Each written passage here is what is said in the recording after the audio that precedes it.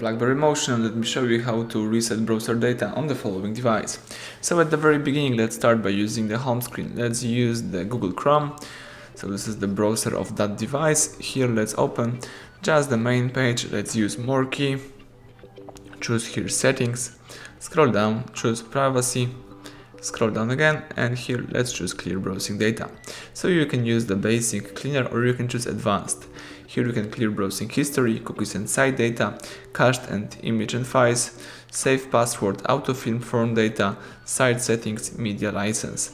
So in order to clear all data from all time range, let's choose here and tap all time, and to begin the operation choose clear data, tap clear to confirm it, and that's it. You just clear all browser data. So thank you for watching. Please subscribe our channel and leave thumbs up under the video.